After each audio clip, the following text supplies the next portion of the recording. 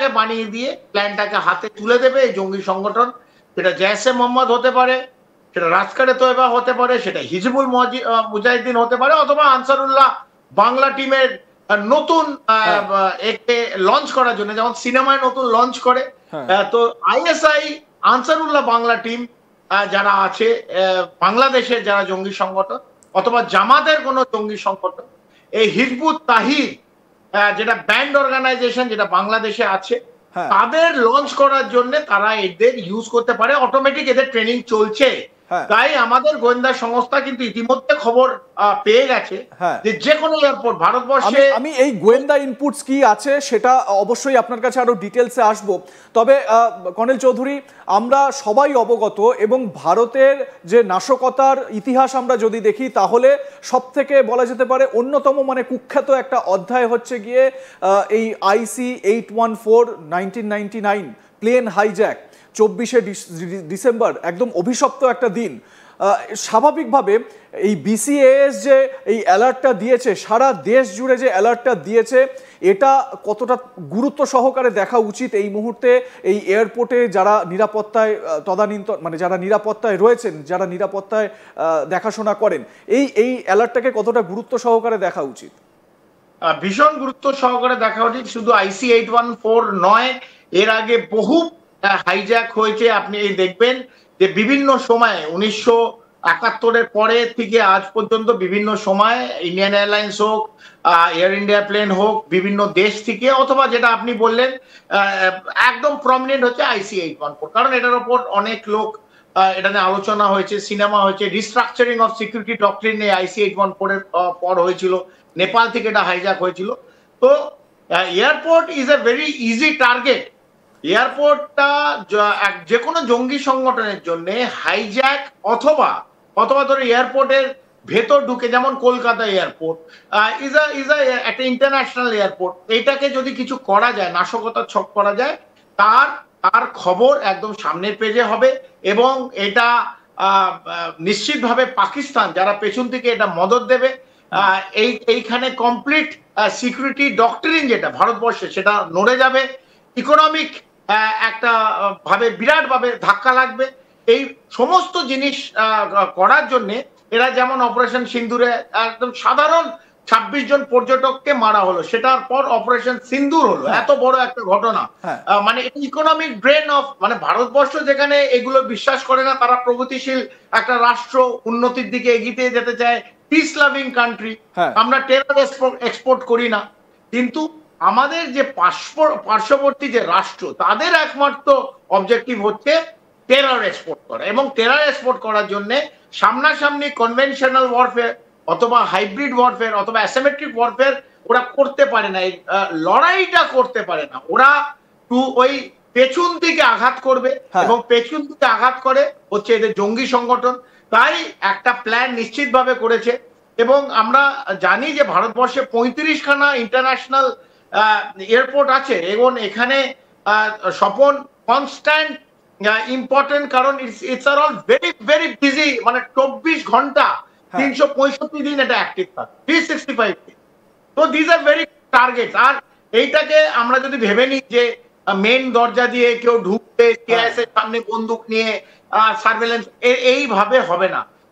যেটা হবে যে বহু লোক কাজ করে এয়ারপোর্টের মধ্যে, একদম সিআইএসএফ যারা গার্ড দেয়, যদি রক্তকি ভক্ষক হয়ে যায়, অথবা যারা ধরুন কার্গো হ্যান্ডেল করছে, যারা গাড়ি চালাচ্ছে এয়ারপোর্টের মধ্যে, এর মধ্যে যারা প্লেনে গিয়ে বাথরুম পরিষ্কার করছে, যারা প্লেন এলে ভেতরে যে গার্বেজ থাকে তুলতে যাচ্ছে, বিভিন্ন লোক। আমি ঠিক কর্নেল চৌধুরী, আপনি যে বিষয়টা ব্যাখ্যা দিচ্ছেন, মানে খুব ইম্পর্টেন্ট একটা জায়গা। ঠিক এই জায়গা থেকে আপনার কাছে একটা প্রশ্ন মনে কৌতূহল বশত আমি জানতে চাইছি, সেটা হচ্ছে গিয়ে এই জিহাদি অ্যাক্টিভিটি চালানোর জন্য অন্যতম একটা বড় হাতিয়ার হচ্ছে গিয়ে স্লিপার সেল। আপনার কথার ব্যাখ্যা ধরে মানে এই স্লিপার সেলকে কি অ্যাক্টিভ করার ভীষণ রকম বা অ্যাক্টিভ করে দেওয়ার মানে সব অর্ডার চলে এসেছে, এই রকম একটা সিচুয়েশন কি?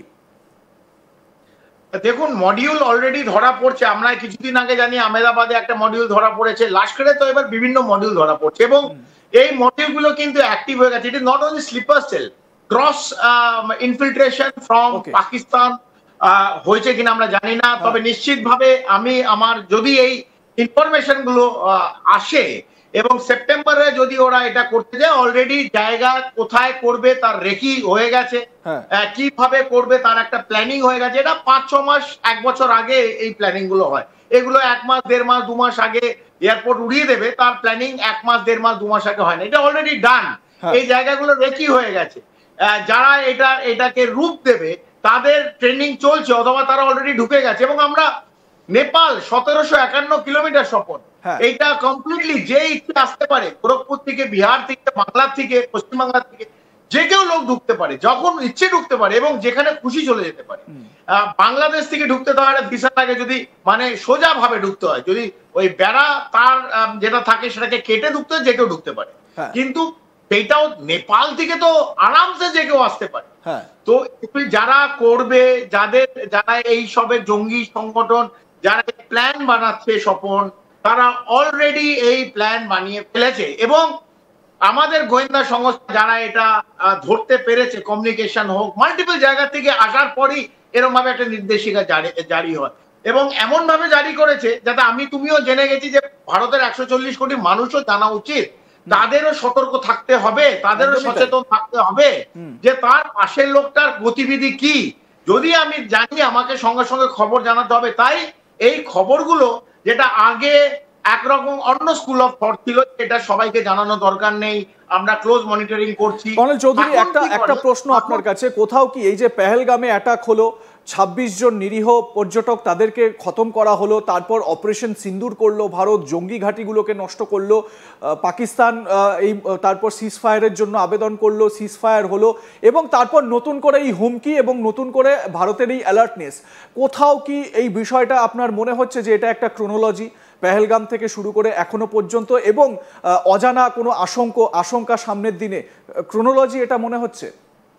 স্বপন, কোন ক্রোনোলজি নয়, এটা প্রথম হচ্ছে না, 26/11 হয়েছে, দিল্লিতে ব্লাস্ট হয়েছে, পুনায় জার্মান মিলিটারি ব্লাস্ট হয়েছে এবং এরম মানে আমি অন্তত তোমার সঙ্গে গল্প করতে গেলে নেক্সট 20 মিনিট আমি 18-20টা বড় ব্লাস্টের কথা বলতে পারি, যেটা পাকিস্তানের থেকে মদত এবং পাকিস্তানের জঙ্গি সংগঠন করেছে এবং পাকিস্তানের নাগরিকরা করেছে, সিটিজেন্স অফ পাকিস্তান, তারা এই রূপগুলো দিয়েছে।